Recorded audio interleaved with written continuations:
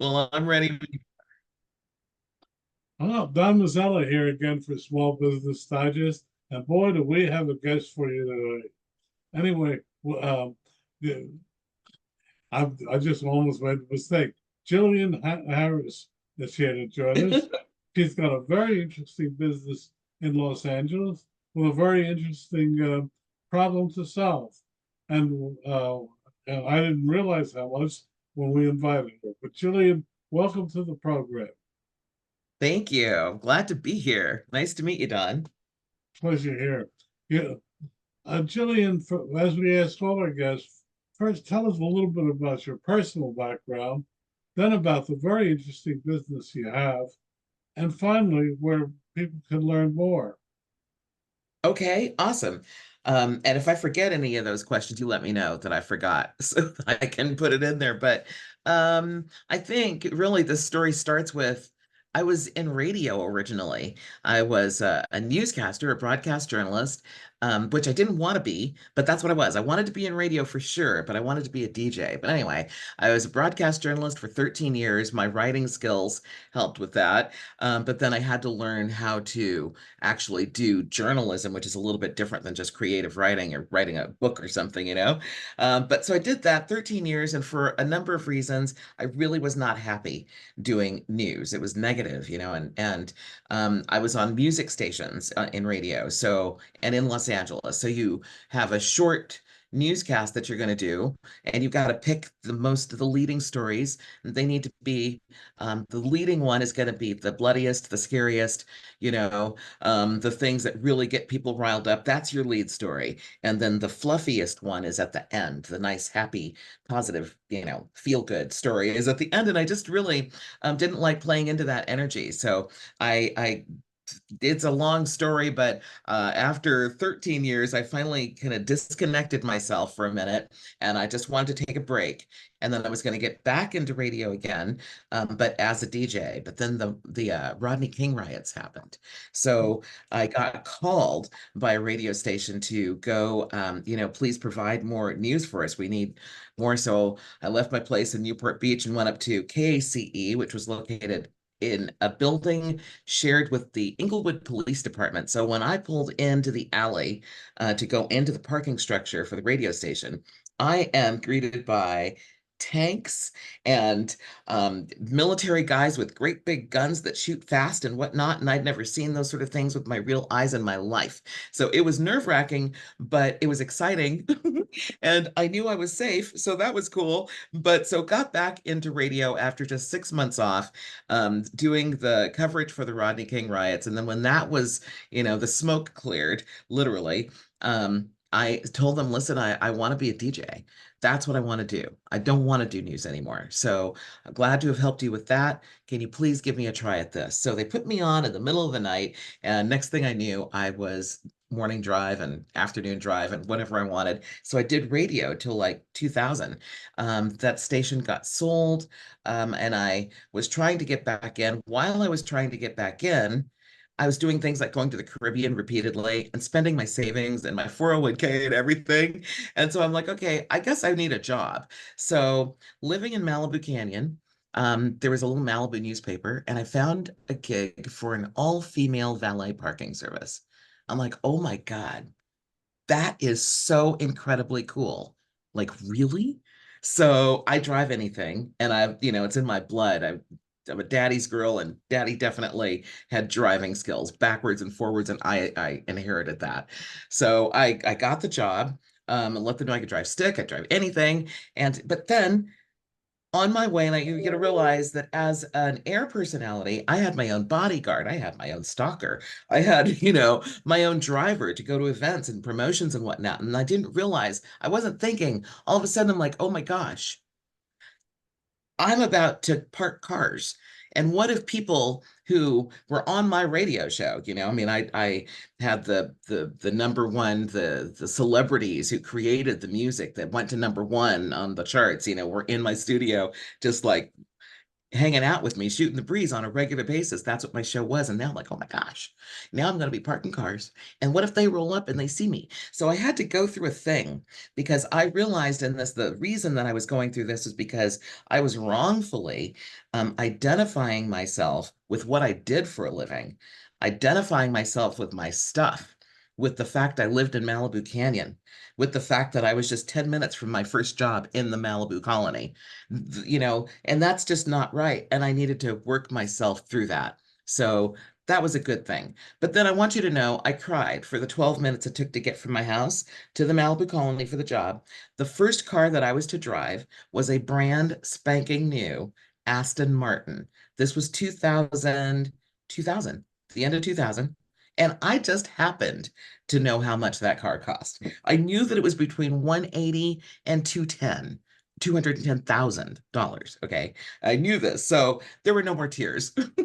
I was like, oh, this is special. I like this. And it was an all-female team. And I'm like, wow, this is cool. So that person was looking to sell her company. She'd been doing it for 19 years. And I knew that she was meeting with folks to see, I guess, about a sale. And so I said to her, if that falls through, I would like to run your company for you. Teach me how to do it. If I'm good at it, and if I like it, I will buy it from you. Now, which is funny because, like I said, I had spent my savings. I was like spending all of my money. Luckily, I had a boyfriend who was taking care of me pretty well at that time. But, I really had money issues. I didn't have that. So I had to learn how to grow investors. I found investors who wanted to go in with me. But the thing is, this process ended up taking so long. 19 months later, I had doubled the size of her business, her volume, business volume. I had tripled the size of her workforce because you needed to triple it. She had like 30 valets. She needed 100 in order to do the number of parties that I was going to do and that I did. She'd never seen that kind of profit. Long story short, she fired me. Mm.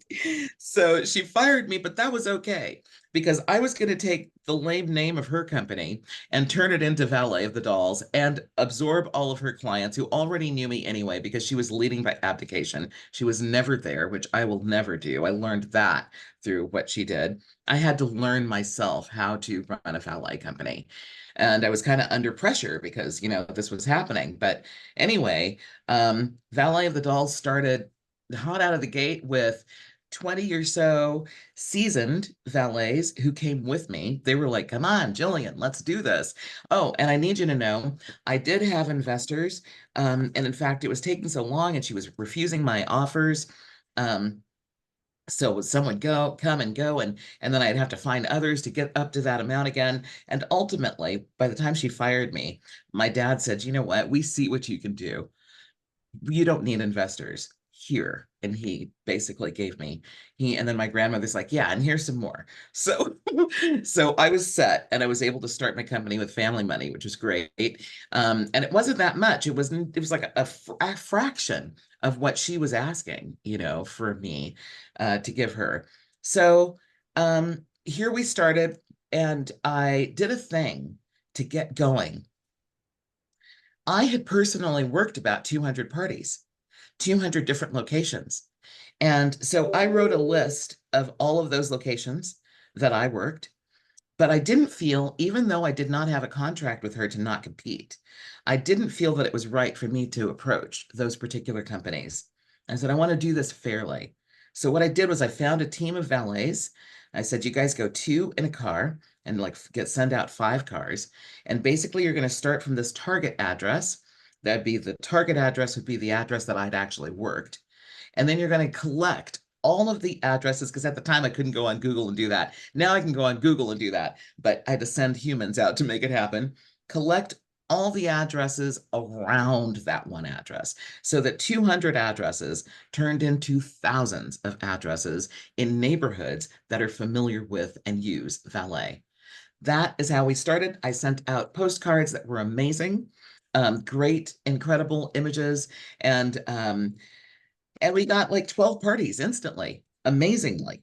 And Yeah. our very, very, very, very first client was Roland Emmerich, who is a movie director. And in fact, I got him through one of the party planners who had been communicating with me for the last 19 months with that other company. And so she knew what I was doing. All the party planners knew what I was doing, which I thought was fair. They need to know that they have yet another option and they don't have to leave my, previous companies, they could still use them. Just want to let you know that I'm here and what we're doing. So of course that also made it. So then in Roland's party, like he used us regularly for like 3 or 4 years. And everybody that went to his very popular parties wanted to use us too. So it was just like we left a card in every car. And on the back of that card promised a discount if you just simply mention the card. That means keep that card forever and always mention it, and we'll always give you a discount. So that was another way we grew. We went when Dana, who owned the company that I worked for originally, when she started her company, they did 19 parties in the first year, and she was so proud of that. She was so proud. I did 100 parties in the first year for Valet of the Dolls. The second year we did 200. The next year we did 300. The next year we did 400. We got to 500. And now we're at the season of the second Great Depression. That's about 2008. 2009 is coming and we're feeling it a little bit, but I don't even realize we're feeling it because to me, each and every event is special and important. So I'm pouring my heart into each and every one. And the numbers in terms of the individual events were not going down. But what I didn't realize was that the volume, the size of those events were shrinking. So we had the same number of clients, which is pretty, says something about our strength and how good we were. But we had smaller parties. So those people weren't inviting 100 people. They were like, we'll invite 20 people. We won't get the caterer. We'll do pizza, hot dogs at the mansion, And so it was like that. So we still had as many people. What another thing is interesting is Valet of the Dolls. A lot of our bread and butter comes from the entertainment industry here in LA. We're Los Angeles, Orange County, Palm Springs, but LA is the biggest. That's our bread and butter. That's a lot of carbohydrates financially coming from Los Angeles. And Well, so, let's stop right here 1 minute. Give us a yeah. website. So I'm sure Oh, people want to know. absolutely. It's valetofthedolls.com. And some people will put two L's in valet like it's ballet, but it's not. It's V is in Victor, ALET of the dolls with an S on the end.com. But yeah, so where was I? Where was I before you said that? No, no, you were talking about the fact that volume was there, but the number of guests were down, and you're just finishing. Oh, right. And the entertainment industry in that first year of the Second Great Depression lost 28% of its revenue. And I was so impressed. You know how misery loves company, right? Well, Valet of the Dolls lost 28% of its revenue. Yes, that's awesome. But of course, what was cool is we still had the same number of clients. So as the economy recovered, we recovered too. Parties grew bigger, and then we started taking on even more. And we maxed out for me, and that was me putting a lid on the amount of parties and events that we were doing at 600 parties per year. And that became our average for a minute. And I also, the most number of events that we did in a day was 19. And please know that I was pretty much primarily running this by myself with very little assistance. Over time, I learned how to train people to help me because it's almost like being a doctor. It's a whole field. We're in 9 different jurisdictions just in the LA area. And each of those jurisdictions has different rules on how it's supposed to be, different laws about what valets can and cannot do. So we have to know those as we put the quotes together. It makes a difference whether we can park on the street or whether we have to put them in a parking lot, that kind of thing. So we have those things. So I finally did decide that no, I would never do 19 events in a day again. Oh my God, I was so tired. I looked drunk, but I don't drink. So, but I remember just being so exhausted. And I'm like, I'm not doing that to myself again. And I would put out nearly 100 valets in a day. And then that's a massive hiring spree. And the hiring spree has to be just right with background checks and everything because, your clients want to know that you have decent people. And I'm telling you, Most valet companies don't do that, not in Los Angeles. And then on top of that, I'm a certified precision driving instructor, not high speeds, but slow speeds, like a half a mile an hour. But I specialize in providing students with tools that will help them achieve quarter-inch precision while in reverse. And if you've got a valet who's in your Lamborghini, Maserati, or even your special Honda that you named Freddie or whatever, people name their cars, you know. You want to know that it's going to come back to you in the same condition that you gave it to us in. And I, as the one, you know, who owns the company and the insurance policy and the has to pay the deductible and all of that stuff, I want to make sure your car comes back to you perfectly as well. So it behooves me. I don't even understand how other valet companies can just do that, just not. And then that leads to why so many valet companies don't make it. I mean, one accident nowadays scrape a Tesla rim. A better example is a Bentley rim. We did that once. We scraped a Bentley rim, and that was $3,000 for the one. So rims alone on all four, that's $12,000. Do you And we self, didn't hurt the tire. do you self-insure upon do you have um, um, a deductible before with your insurance policy? Yes, there are definitely deductibles, and the deductibles that I've heard of way larger ones, but luckily my company's policies that we've gotten have been no. The deductibles 2,500 normally. Once in a while, we get a policy where the deductible is $5,000, which is a little, so you just want to make sure you've always got that. Got that at least times two, put that in savings just in case. But we've gone years without stuff. And when we figured out the scoring system to PVOC, the Precision Vehicle Operating Course, which I created, um, that dropped our accident rate by like 99%. Like it went from, oh, this is annoying to almost nothing. Like, what's going on? Are we driving? What's happening? Why are we not hurting anything? And I want to also say what's cool is, you got male valet companies and you have female. Well, actually, you hardly have any female. There's about 11% of the valet workforce is female. And that's not okay, which is part of the problem right now while I'm here at this moment. But so it's not about the abilities driving wise. I have had male employees, very rare. Like at our most, we'd have like 150 employees, 145 women, 5 guys. And I put the guys in positions where they're kind of like not seen very much, but they're making good money, so they're happy. And then women make better tips than guys do. So these guys are very lucky to be amongst us. But our clients, I'm not discriminating. Our clients are calling us because we are female valets. And when we started, there were 3 female valet parking services in Los Angeles. Now there's really just one, and that's us. And my big thing right now is that I'm 21 years in, and I also do other stuff. Valet of the Dolls helped me get my master's degree without getting a student loan. And I'm a metaphysical consultant and an author. I've just written my 5th book, and my 5th book leads to my school. I just started a metaphysical academy where people can come and learn really cool stuff like mediumship and Reiki and conscious creation and stuff like that. That's what I want my world to revolve around 24/7. However, the folks who originally, like there's a company that's really old and they've been here a long time, and we've always been buddies. When I have too many parties because I put a ceiling, especially out of the pandemic lockdown, I said, okay, I want to spend more time with my family. I want to, definitely get into the world of metaphysics on a regular basis. So I need to like temper how much energy I'm putting into the valet. Although it's exciting, I need to, calm down. So I talked to them and they knew that I was going to be making a change in my life. And then my dad passed away, which changed everything. So now added to my plate is I am caregiver for my mom. So there's a whole lot going on. And I'm like, okay, I need to adjust. I need to release myself from Valet of the Dolls. And I call them. I'm like, let's talk about this.